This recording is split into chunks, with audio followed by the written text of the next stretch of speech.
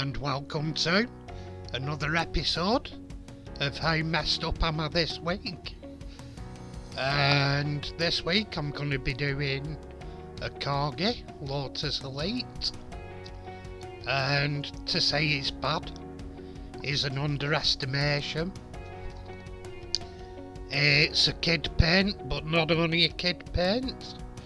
They stripped it down, the window unit's gone, and that's irreplaceable, so I'll have to use plastic card.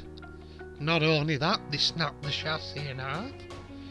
They made the last bits out of the chassis, and they glued it together with builder's caulk, as well as other glues, and they stuck on paper. Oh, there's no limit to how shit this is. They did a proper job on it. And first things first, to see where we're going, I'm scraping off the builder's caulk with one of my O-ring tools. Luckily it's a rubbery sort of caulk. It must just have been what were in the shed or whatever. It was in my eBay random box of shite video, this one, and oh, it is shite. I'm doing it more of a challenge to see what I can make out of a really grisly one without spending any money on replacement parts, reproduction parts, because being blunt about it, for these corgis there's none available for the later ones. You have to strip another vehicle, and you just wouldn't strip another one to make this one good if you had a decent one. And there I've used super glue, and I've used zip kicker to cure it fast. So I just get the chassis in line, back together, and there you go, onto the side, another dab of it, and spray another dab of the zip kicker.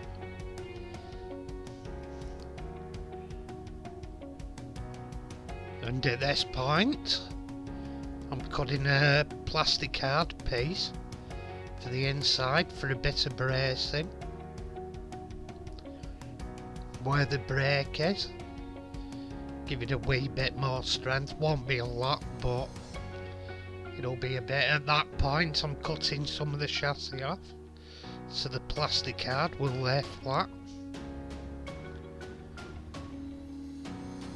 which you'd be fighting a losing battle if you left it on, because you won't get it glued down flat and get a good bond. And there we are, I've glued it to the actual floor and my finger. There we are, sorted that out. And here I'm just putting more super glue on to seal it, and sprayed the zip kicker on. And here we go. Oh, pubes.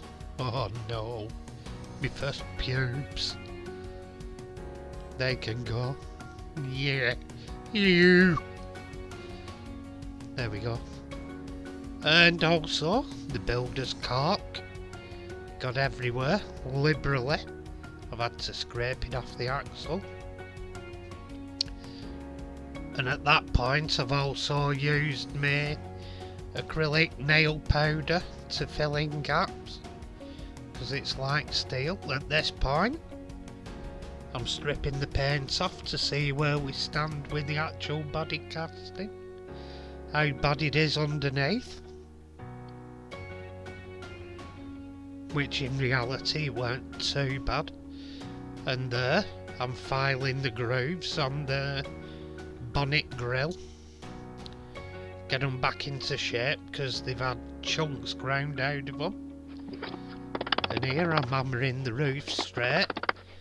Well, I say straight, if you do this casting, anyone, bear in mind the roof is meant to be bent. That's what it will like on a Lotus, it will like an humpback. bit of an hunch back, the roof profile. And here I'm wheel-wheeling the last remnants of paint. Cleaning up the casting a bit.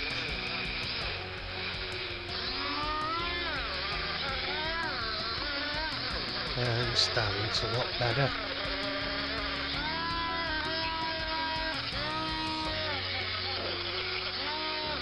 There we go with that bit and a bit more.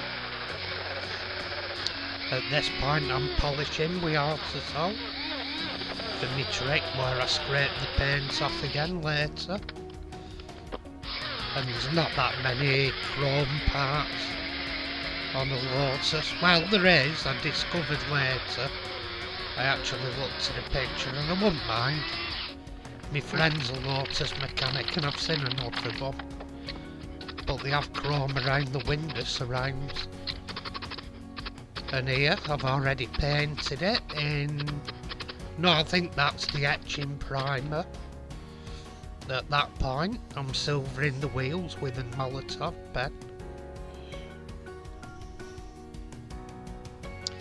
Because the chrome had come off the plastic.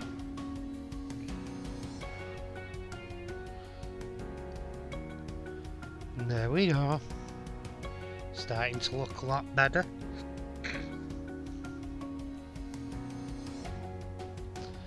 And that's that job done. And at this point, the primer's dry. And I'm spraying over it with a silver coat.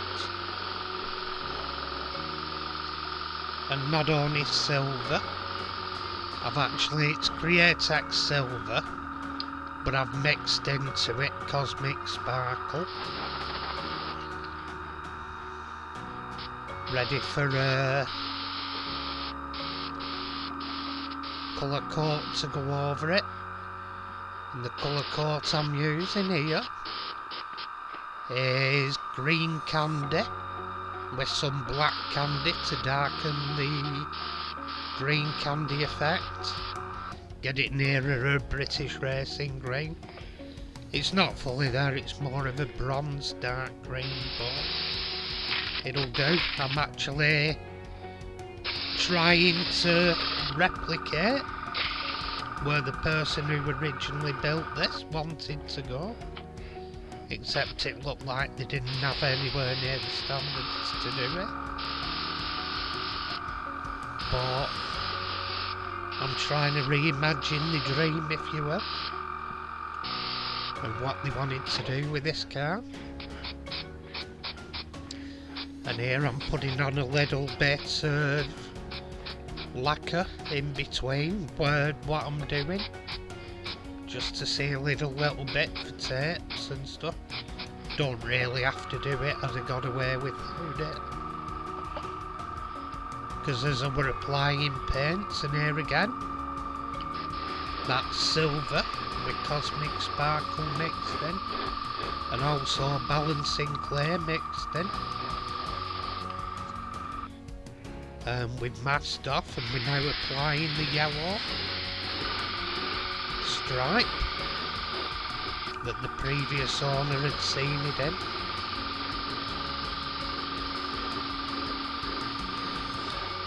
And starting to come good. Still a couple of faults by the time I've finished, but it got to where I wanted to be. And here we peel off the masking. And we had a good success with how it came out. It masked it well and came off well. And I've actually, in between each colour and effects I've done, I've actually dried it over my gas cooker at home. I'm waiting for an air dryer to arrive for my paint booth. And there I'm just dipping the wheels in my clay floor polish, just to give them a bit of a shine.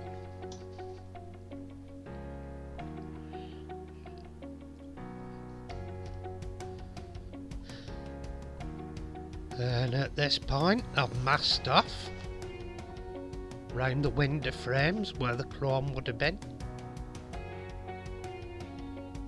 If I'd looked instead of guessing, I'd have seen and I could have polished them up and scraped the paint off, but hey ho, never mind, what's done is done. And at this point I'm clearing off some of the silver paint with a Q-tip that I've accidentally got on it, and tidying up the lines a bit.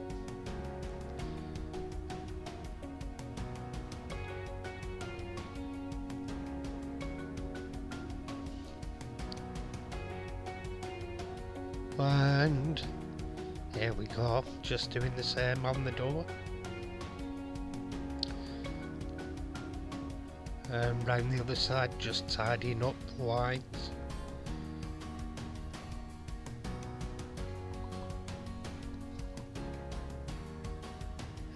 Waiting for the next clip.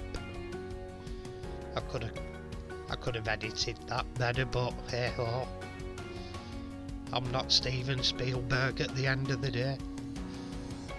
And at this point I'm painting in the B pillars black, as they were black on the real car. A black sort of satin plastic.